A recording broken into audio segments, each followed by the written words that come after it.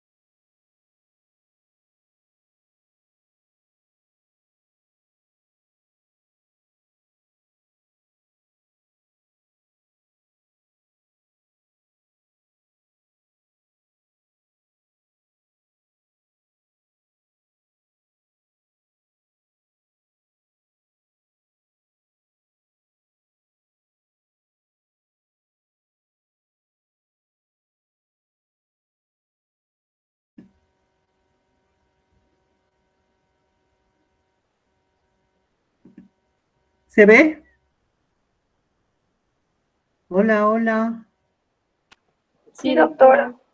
Bueno, ya. Entonces vamos a empezar. Habíamos quedado aquí, ¿no? Vamos a ver cómo es el llenado de la tarjeta amarilla. Hemos dicho de que cualquier persona, bueno, que trabaje en salud, si le llega una notificación de reacción adversa, tiene que hacer el llenado de la tarjeta amarilla. Y si no tiene a mano, tiene que ir al centro más cerca y llenar. Y también lo puede hacer a través de internet. Entonces, vamos a ver.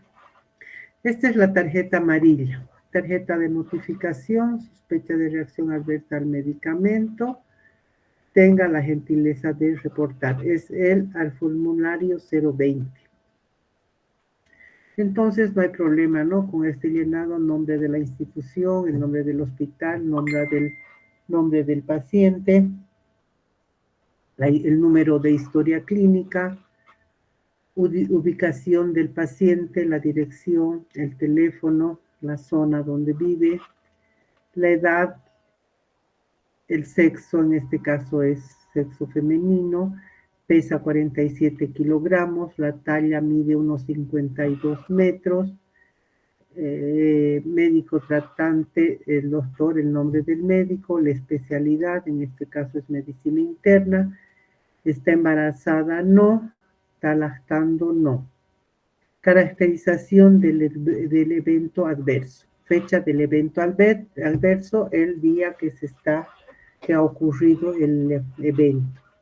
Inicio del evento adverso con relación a la administración del o los medicamentos sospechosos. En este caso han pasado semanas, puede ser una semana, un día, horas, etc. Efectos descritos. ¿Qué describe la paciente? Describe hipertensión, describe cefaleas en cuanto a los efectos, bueno, cardiovasculares, hipertensión, respiratorios no tiene, efectos del sistema nervioso central, cefalea, efectos gastrointestinales, bueno, aparte tiene fatiga. En cuanto a los efectos gastrointestinales, tiene náuseas, vómitos y además tiene insomnio. Esto va detallando el paciente o la paciente. Y otros síntomas, bueno, no tiene alteración en los sentidos, no tiene trastornos urinarios y en cuanto a efectos dermatológicos tampoco tiene. Otros medicamentos, ¿no? ¿Qué medicamentos son los sospechosos? Sospechosos tenemos la atorvastatina, el laboratorio fabricante es San Marcos, dosis diaria le han dado 20 miligramos, frecuencia cada 24 horas, vía oral. De forma farmacéutica comprimidos, inicio el 23 de febrero y fin el 12 de marzo. Número de lote, bueno, se pone el número de lote, es importante. Si es automedicación, en este caso no, es recetada por el médico. ¿Qué otros medicamentos ha tomado? Ha tomado el diclofenaco de la MISA del laboratorio San Pedro. La dosis diaria 50 miligramos cada 12 horas. Se está tomando 2 veces al día. Vía oral, forma farmacéuticas comprimidos del 23 de febrero al 12 de marzo. El número de lote, y en este caso sí es automedicación. Factores que pueden predisponerse a una reacción adversa. Antecedentes de alergias en general, no tiene. Antecedentes alérgicas a medicamentos, no sabe. Antecedentes de exposición previa, sí. Identifique. Ha tenido antecedentes con la atorvastatina. Medicamento concomitante, sí, identifique. En este caso no ha identificado cuál era, pero hemos visto que era el diclofenaco, ¿verdad? Otras alteraciones hepáticas no tiene, alteración renal no tiene, consumo de alcohol, no consume alcohol y no consume tabaco. Otras condiciones fisiopatológicas y o patológicas relevantes, también, entonces aquí también, a ver, tenemos la fecha, el seguimiento que se ha hecho es el 9 de marzo, suspendió el tratamiento con el medicamento sospechoso y también, bueno, no hizo nada más, y también se suspende el medicamento y se recupera completamente. Entonces, esta situación está definida. El medicamento que le causaba era la atorvastatina. Entonces, suspende el medicamento y automáticamente define cuál era el medicamento. En las observaciones se pone datos del notificador, bueno, el nombre del médico, el contacto telefónico, la fecha y qué relación tiene con el paciente, en este caso es su paciente. De esta manera se llena el formulario de reacción adversa al medicamento. No es cosa del otro mundo, es señalar lo que les indica el paciente. En cuanto a las buenas prácticas de farmacovigilancia, es un conjunto de reglas, procedimientos operativos y prácticas establecidas que se deben cumplir para asegurar la calidad e integridad de los datos. La farmacovigilancia están basadas en la adquisición de datos completos de los informes de eventos adversos espontáneos. Deben garantizar la veracidad de los datos recogidos para la correcta evaluación de los riesgos asociados a los medicamentos, la confidencialidad de la identidad de la persona que haya presentado o notificado las reacciones adversas y el uso de criterios uniformes en la evaluación de las notificaciones y en la generación de señales y alertas. Entonces hay que tener mucho cuidado con el llenado de los datos, que sean fidedignos, no es que les vamos sacando a la paciente, no, que nos diga qué es lo que realmente tiene. ¿Cuál es el objetivo de la farmacovigilancia? Las buenas prácticas de farmacovigilancia están destinadas a garantizar, que van a garantizar la veracidad de los datos recogidos para la correcta evaluación de los riesgos asociados a los medicamentos, la confidencialidad de la identidad de las personas que hayan presentado o notificado las reacciones adversas, El uso de criterios uniformes en la evaluación de las notificaciones y en la generación de señales y alertas.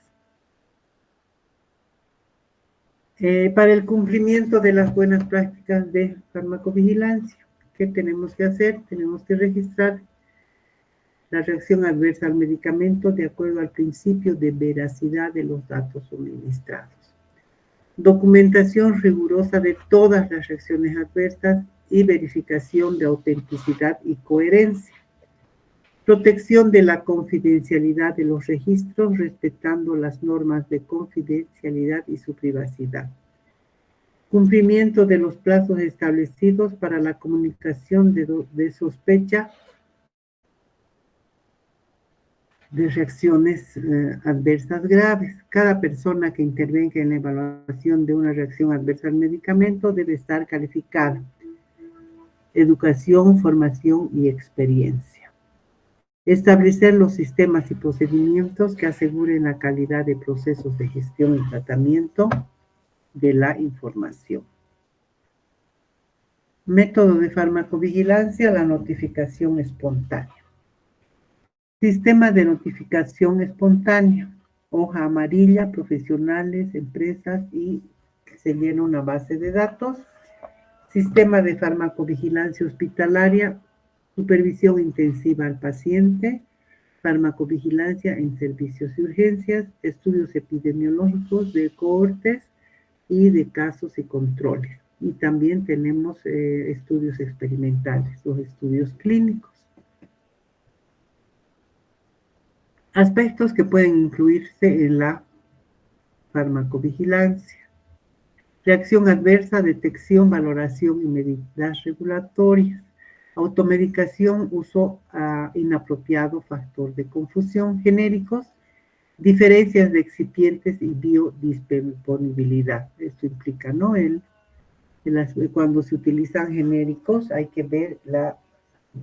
que controlar los excipientes o la biodisponibilidad. Por ahí ha cambiado el excipiente y la reacción adversa es al excipiente de un medicamento con otro. Contaminaciones y errores de fabricación, ineficacia o toxicidad.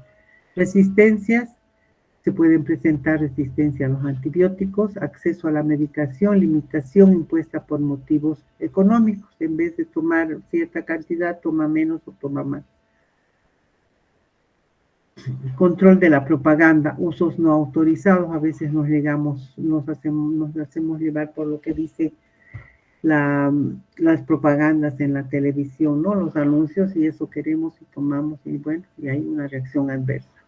Estudios post-comercialización, interferencia de los estudios de siembra, no es lo mismo que cuando han empezado con el medicamento, con la molécula, ¿no? Interacciones, control informático de la posibilidad de interacciones. Hay que estar al tanto. Para eso también podemos recurrir al Centro de Información de Medicamentos. Farmacovigilancia planificada, adquisición de datos antes de que se generen señales. Farmacovigilancia hospitalaria, reacciones adversas graves, monitorización de la población de riesgo, ancianos y niños. Siempre que tenemos que tener mucho cuidado, ¿no? No se olviden que la farmacovigilancia es al medicamento post-comercialización a dosis, ¿cómo es? A dosis reales, no a dosis máxima ni a dosis mínimas, ¿no? A las dosis que tienen que tomar. Entonces eso hay que hacer hincapié. Monitorización de grupos terapéuticos, vacunas, medicamentos, por ejemplo, los anti-VIH, terapia génica, plantas medicinales y remedios tradicionales. La próxima clase va a ser de plantas tradicionales, medicamentos tradicionales. Hay que tener mucho cuidado. Ustedes saben que los mates no siempre implican efectos adversos. Y muchas veces llegan los pacientes al centro de salud porque han exagerado con tomar un mate. Entonces hay que controlar eso. ¿Cuándo es un evento adverso? Cualquier suceso médico desafortunado que puede presentarse durante el tratamiento con un medicamento, pero que no tiene necesariamente una relación causal con dicho tratamiento. Se debe a otra cosa. Reacción adversa al medicamento, la RAM, es acontecimiento o evento adverso, puede ser causalidad, puede ser el método que causa una reacción adversa. Determinantes de la reacción adversa. Farmacocinética, fisiológicas, tenemos la edad, sexo, embarazo, desnutrición. Tenemos que determinar en qué estado está el paciente. Otros fármacos. En cuanto a la formulación, tenemos con diferentes patologías, enfermedades concomitantes, ¿no? Y otros que pueden intervenir son el alcohol, la dosis, predisposición alérgica de acuerdo a la dosis, los contaminantes, vías y velocidad. También tenemos la predisposición genética y entre otros tenemos el fármaco. Entonces, las determinantes son la farmacocinética, dependientes del fármaco, farmacocinética, formulación, dosis y vía de administración. Después, las características del paciente y otros que pueden interferir con los medicamentos. Tenemos tipos de reacciones adversas. Tipo A, efectos del fármaco. ¿Qué pasa? En cuanto al mecanismo, tenemos efectos farmacológicos exagerados, efectos tóxicos indirectos, mutagénesis y carcitogénesis.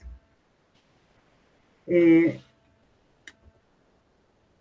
B tenemos características frecuentes, menor a 1%, dosis dependiente relacionada con el tiempo reproducible.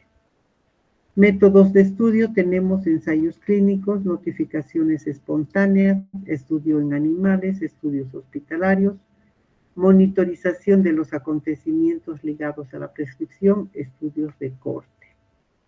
En cuanto a las reacciones del paciente, tenemos reacciones inmunológicas, intolerancias metabólicas.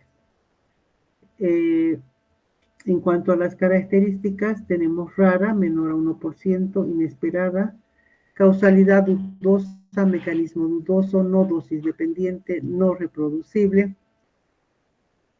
Puede ser grave, relacionadas con el tiempo, frecuencia basal baja. Métodos de estudio, tenemos notificaciones espontáneas, monitorización de los acontecimientos ligados a la prescripción, estudios caso control y grandes bases de datos. En cuanto a los efectos estadísticos, tenemos aumento estadístico en la incidencia de la enfermedad, frecuencia basal alta, son reacciones adversas poco habituales, no relacionadas con el tiempo. Las latencias pueden ser largas, mecanismo desconocido, difícil de reproducir. Los métodos de estudio se hacen a través de estudios de corte, estudios caso control, monitorización de los acontecimientos ligados a la prescripción. La notificación espontánea es de poca utilidad. En un principio, la alerta de un paciente profesional en salud conecta a un acontecimiento médico no deseado con una exposición a un medicamento. Primero se genera una sospecha, envío informe de la sospecha al Sistema Nacional de Farmacovigilancia. Siempre si hay sospecha hay que hacer el informe. Ventajas de las notificaciones espontáneas de RAM. Incluye una gran población. Incluye todos los medicamentos. Puede cubrir las instituciones en salud. Todo el ciclo de vida del medicamento. Existe la posibilidad de analizar pacientes y es un método económico. Tenemos reacciones adversas tipo A y tipo B. Falta de efecto inesperado, por falso, fraudulento, resistencias, interacciones. También tenemos problemas de calidad del producto, dependencia y abuso, errores de medicación, intoxicaciones, medicamentos tradicionales y medicinas alternativas. Y todo esto tenemos que notificar. Ahora vamos a ver cuáles son las tipo A. Las tipo A son variabilidad individual, que pueden ser farmacéuticas, la formulación del medicamento, farmacocinéticas, farmacodinámicas, que son la variabilidad de la sensibilidad del receptor, interacción medicamento-medicamento.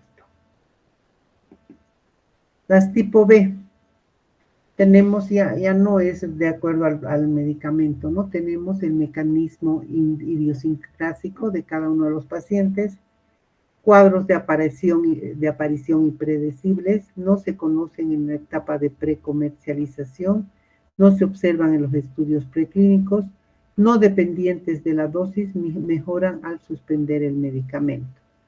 Son de baja incidencia, baja morbilidad y alta mortalidad. Entonces tenemos que estar atentos. ¿Por qué no se notifican estas reacciones adversas? Por ambición. A veces las personas, los médicos, por lo general, recogen y publican casos personalmente, no notifican. La ignorancia de la existencia del programa. Entonces nosotros ahora ya sabemos que existe el programa de farmacovigilancia y podemos buscar la manera de notificar. La timidez. A veces tenemos miedo a hacer el ridículo por notificar simples sospechas, así parezca que es una cosa sin importancia, a veces resulta que es bien importante. La letargia, una mezcla de falta de tiempo, falta de formatos y otras causas, no quiero hacerlo, ¿no? O más tarde lo hago, y eso no hay que hacer, no hay que pasar por eso. Es mucho más fácil escribir sobre una enfermedad que sobre un medicamento. La primera está en manos de la naturaleza, el segundo estará siempre a merced de los antojos, el descuido y los desatinos de la humanidad. William Whiting. Vamos a notificar RAM. Ahora vamos a ver los otros formularios. ESAVI es el evento supuestamente atribuible a la vacunación, que se ha determinado se lo ha lanzado con la resolución ministerial 0098. Si la quieren leer, está en extenso en la página de la AGEMED. ¿Cuáles son los objetivos del ESAVI? Contar con procedimientos estandarizados de vigilancia de los ESAVI.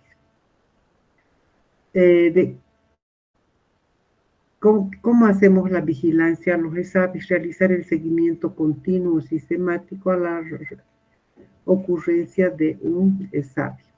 Específicos, establecer los procesos estandarizados de notificación, flujo y manejo de análisis del ESAVI, actividades y responsabilidades del sistema de implementar los instrumentos de vigilancia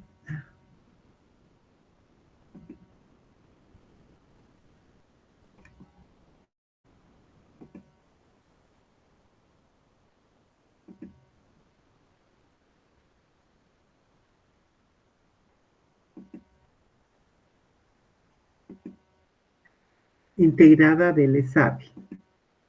Detectar condiciones de salud debido a la interacción del principio activo de la vacuna con la persona vacunada.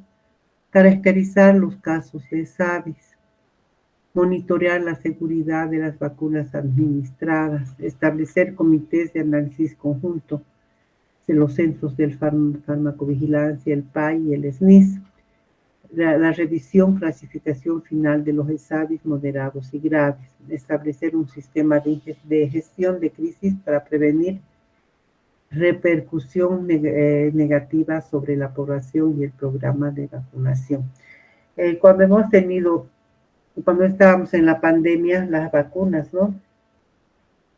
Cuando han empezado a vacunar, han habido diferentes reacciones adversas a las vacunas. Algunas han sido generalizadas, ¿no? Como la subida de la presión arterial, el dolor de cabeza, algunos han tenido rash alérgico que, bueno, no podían suspender la vacunación, ¿no? Ya estaba introducida la vacuna, entonces había que hacer seguimiento a estos, a estas que se llama, a estos signos y síntomas que se han presentado.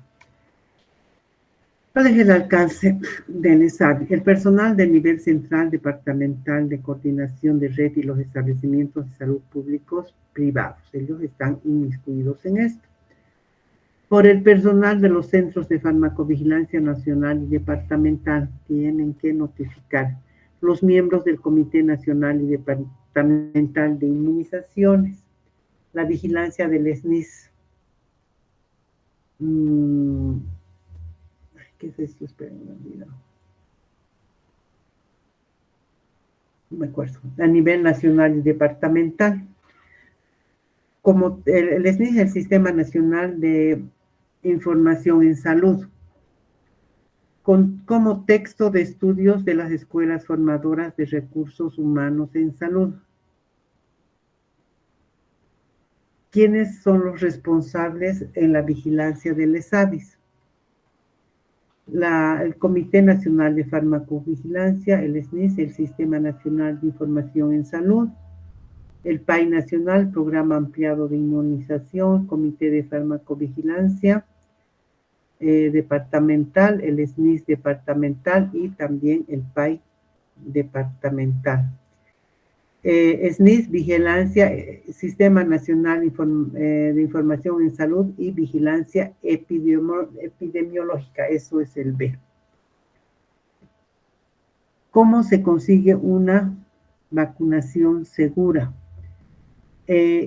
Bueno, primero la calidad e inocuidad de las vacunas. Eso tiene que venir con su sello de calidad de donde vengan las vacunas, ¿no? Hay que tener mucho cuidado con el transporte y almacenamiento seguro. Esto viene desde el inicio, desde el transporte, que tienen que venir en cadena de frío y mantener la cadena de frío hasta que son entregadas las vacunas hasta que son inyectadas en el paciente.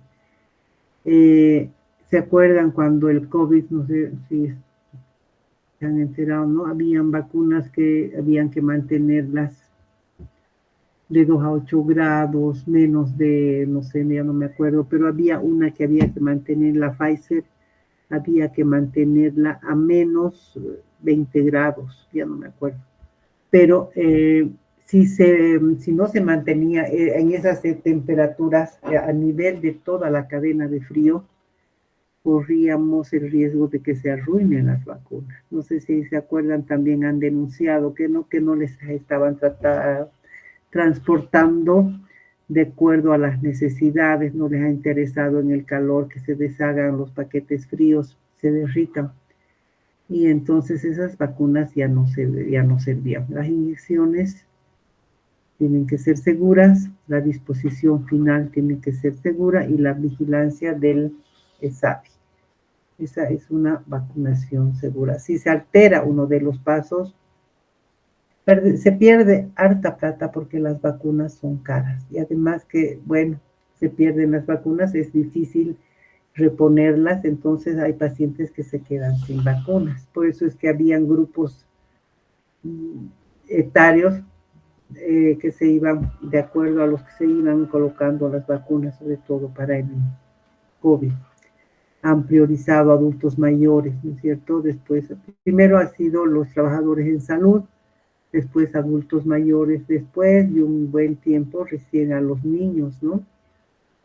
Y otros grupos etarios. Las vacunas son resultado del desarrollo científico basado en ensayos clínicos controlados efectuados con la base técnica y ética requerida.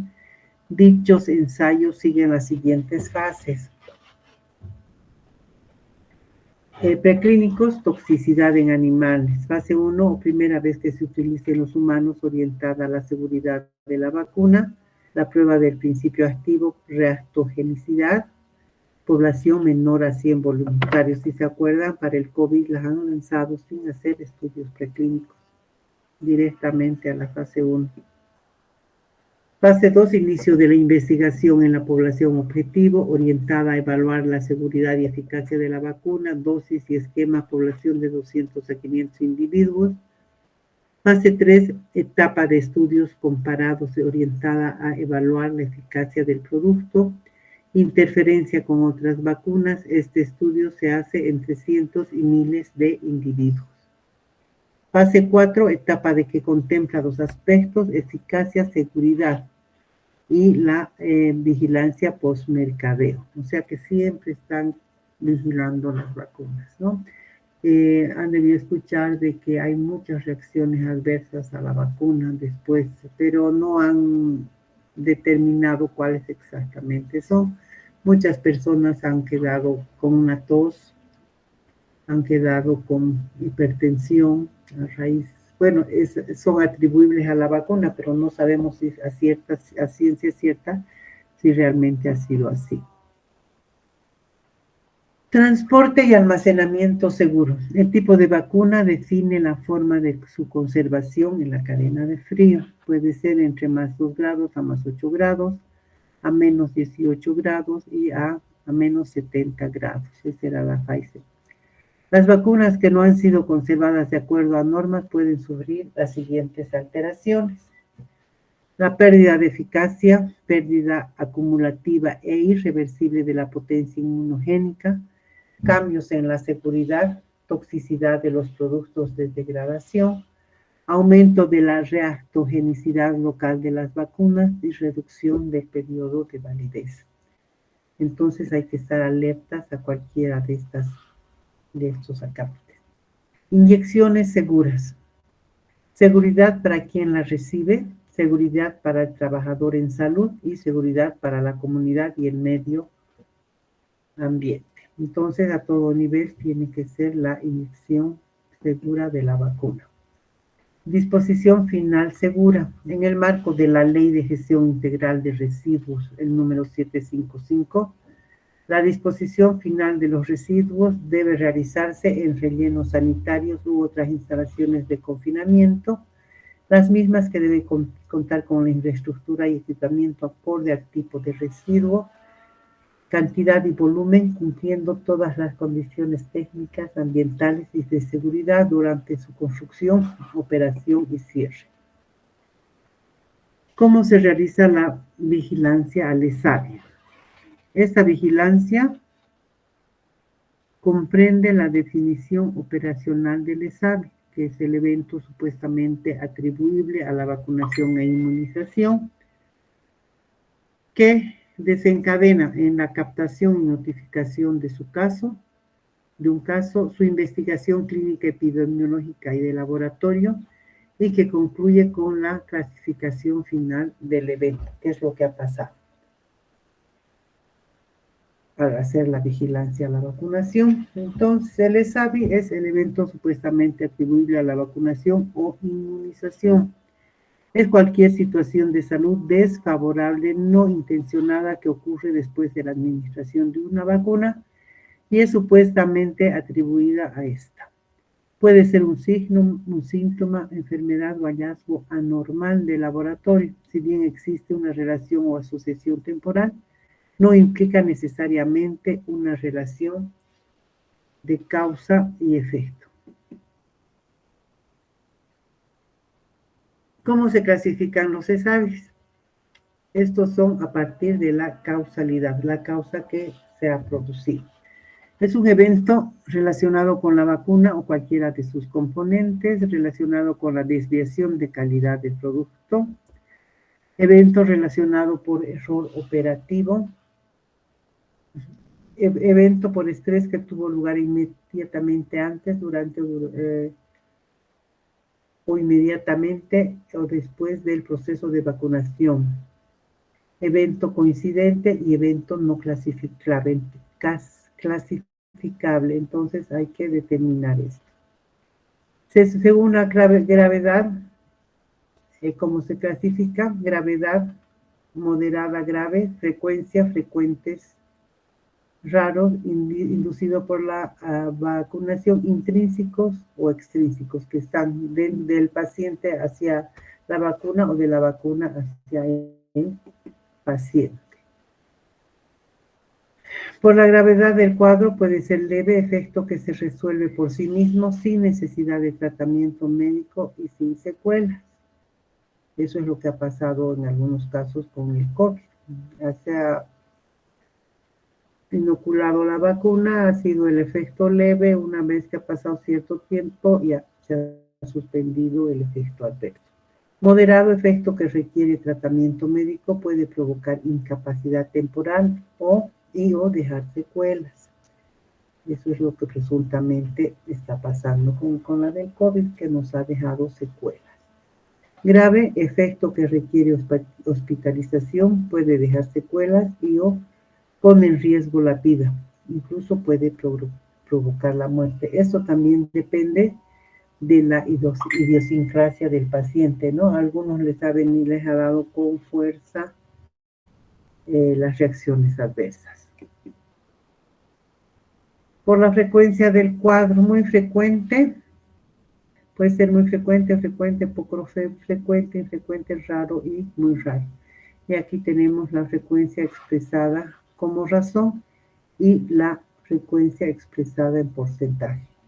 Muy frecuente, mayor o igual a 1 en 10 y frecuencia de porcentaje 10%. Frecuente, mayor o menor de 1 en 1000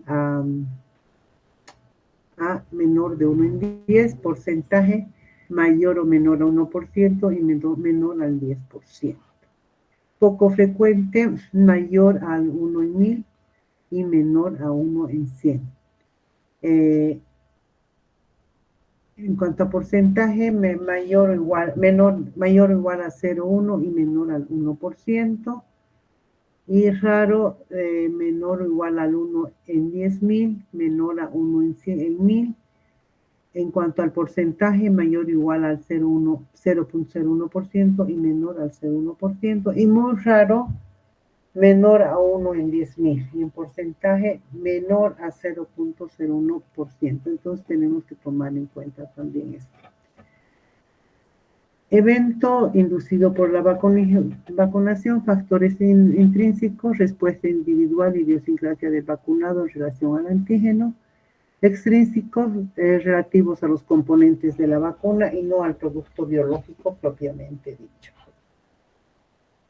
Etapas de las ESAVIS. Primero se hace la detección e identificación del problema. Se hace una evaluación inicial, se notifica, se investiga, se realiza un plan de acción, se hace seguimiento y se hace una retroalimentación, se informa qué es lo que está pasando. En cuanto a la detección y la identificación, se debe sospechar de cualquier condición que afecte a la salud de una persona vacunada en los primeros 30 días posteriores a su vacunación pudo haber sido ocasionada por la vacuna. Cada evento supuestamente atribuible a la vacuna e inmunización. Entonces hay que identificar y detectar. Es grave que cumpla cualquiera de las siguientes condiciones, cause la muerte del vacunado. Eso sí es grave. Pone en peligro inminente la vida del vacunado, obliga a la hospitalización y prolongación de la estadía, es causa de discapacidad o incapacidad persistente o significativa, se sospecha que generó una anomalía congénita o muerte fetal, se sospecha de que produjo aborto. Esto es una ESAVI grave. Entonces hay que tener mucho cuidado con la vacunación. Las enfermeras son expertas en vacunarse, saben todos los. Entonces, si te vacuna una enfermera, estás en buenas manos. Mecanismos de detección, centros Centinela, por ejemplo, hospitales infantiles que realizan notificación semanal negativa, un hospital de referencia departamental en caso de vacunación anti-COVID-19 o un plan de vacunación con emergencia sanitaria. Entonces tenemos lugares donde tenemos que acudir. Redes de información comunitarios establecidas para detección temprana y por rumores. A veces los rumores llegan a una verdad. Entonces, hay que hacer caso para la detección de reacciones adversas a las vacunas. Monitoreo de medios de comunicación y redes sociales. Búsqueda activa de casos de SAVI institucional a través de la revisión de registros de hospitales y clínicas del sector público, seguro y privado, estableciendo contacto con los médicos, pediatras del municipio o localidad, autoridades municipales y comunitario en unidades educativas, centros laborales, dirigentes de organizaciones sociales para verificar ausencia completa de casos. O sea que estamos, como últimamente ha habido el sarampión, ¿no es cierto? Han estado detrás de los casos y de quienes estaban alrededor de esas personas que han recibido, o sea, que no habían recibido o sí habían recibido la vacuna del sarampión. La mayoría de los casos eran pacientes que no habían recibido la vacuna, ¿no? Pero había que monitorear de todas maneras a todo nivel. ¿Cómo es la evaluación al paciente? Es a tratar al paciente, manejo debe ser de acuerdo al cuadro clínico, especialmente si este pone en riesgo su vida. El personal de salud debe disponer de medicación de urgencia y de la guía de manejo en estos casos. Según la gravedad del caso, este será referido a un hospital de mayor complejidad. El Comité de Crisis del Establecimiento de Salud, en coordinación con el Comité de SAVIS departamental y nacional, deben mantener informados a los padres, tutores, a las personas vacunadas y a la comunidad, informar sobre beneficios de inocuidad de la vacunación, reforzando su confianza, explicar además sobre la ocurrencia de eventos simultáneos que no necesariamente son por la vacuna. Importante, hasta que no se concluya la investigación, será imposible emitir opinión sobre la causa de los eventos. Ese es el rol del Comité de Vigilancia del ESAVI, departamental y nacional. ¿Cómo se notifica? El moderado, tenemos que notificar el ESAVI moderado grave, el ESAVIs no esperados, ESAVIs leves o esperados. ¿Quiénes van a notificar? Responsables de vigilancia de los establecimientos de salud,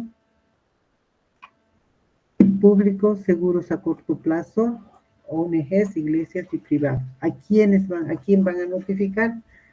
Al director del establecimiento de salud, coordinación de red, al PAI departamental, de vigilancia epidemiológica, al comité departamental del ESAVI y al comité nacional del ESAVI. A la Red Nacional de Vigilancia Epidemiológica, el RNVE. Cuando es ESAVI moderado o grave, de inmediato.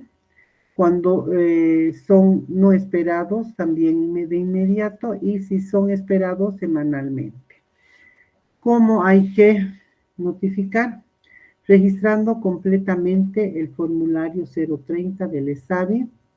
Este formulario estará disponible de manera impresa en los establecimientos de salud y para notificación directa a través de la página web del ESAVI y al Centro Nacional de Farmacovigilancia. Los esperados SAVIs leves, son SAVIs leves, solo datos estadísticos, no es un despliegue de información. Reporte de SAVIs leve en el registro nominal de vacunación electrónico. El registro de estos casos debe registrarse en el RNB a partir de la identidad y elegir del menú el signo síntoma correspondiente. También es encerrar, ¿no? Reporte de SAVIs moderados o graves en el registro. El registro de estos casos también debe realizarse en el registro nominal de vacunación electrónico de identidad y elegir del menú el signo más signo, síntoma.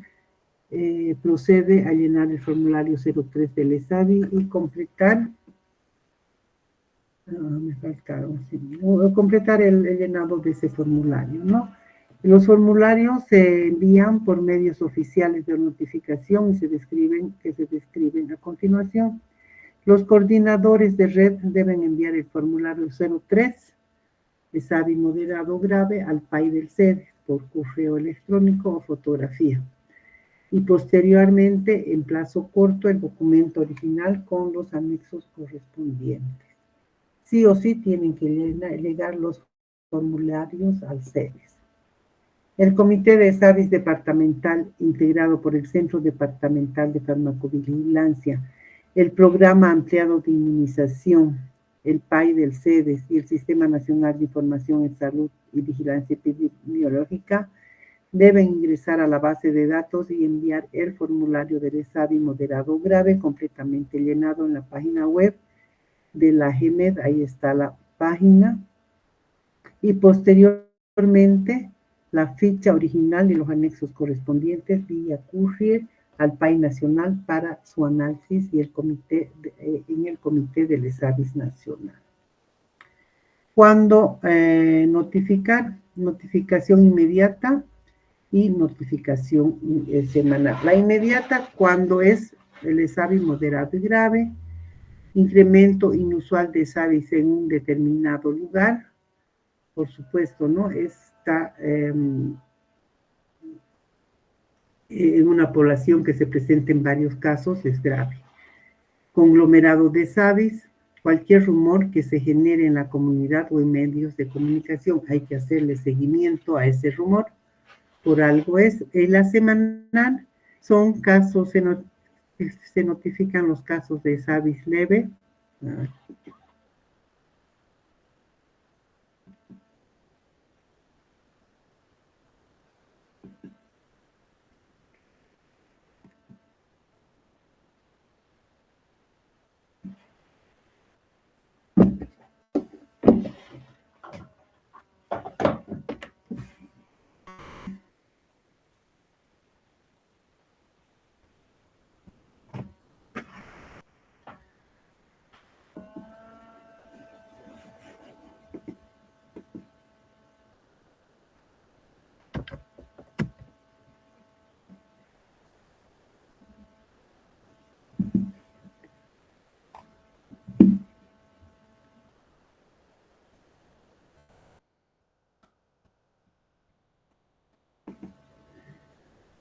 Y casos de ESAVIS leves no esperados.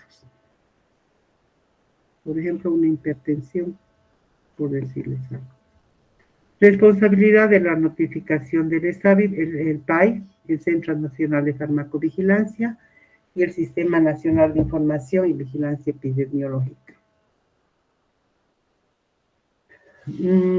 La notificación, el personal de establecimiento de salud, de vacunas, farmacéuticos, laboratoristas y otros del sector público, privado y seguros, y la notificación a la coordinación de red PAI, Comité de Farmacovigilancia del CEDES. Se detecta el caso, evaluación inicial, registra fichas de ESAVIS, notifica y envía fichas de ESAVIS y a la coordinación de red. La coordinación de red notifica y envía la ficha de ESAVIS del PAI del CEDES. Notificación al Centro Departamental de Farmacovigilancia. Sí, este centro departamental evalúa la información. Si está incompleta, vuelve a la notificación, y si está completa, se registra en la base de datos. Y una vez que se registre en la base de datos, se envía la notificación al Comité de Farmacovigilancia y PAI nacional. En cuanto a las notificaciones de fallas terapéuticas,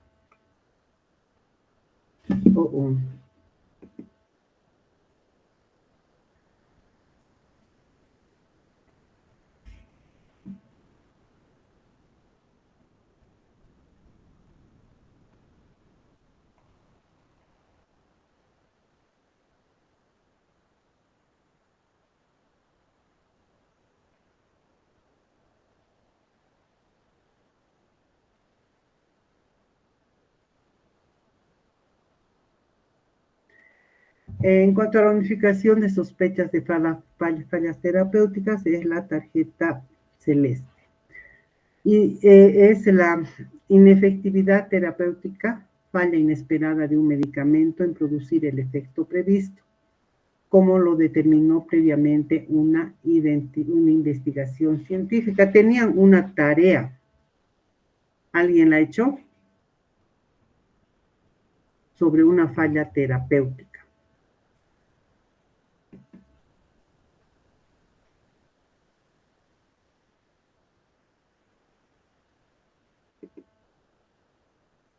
¿Alguien me puede decir? ¿Nadie ha hecho la tarea? Bueno, si no han hecho la tarea, nos vemos la próxima semana. Hasta luego.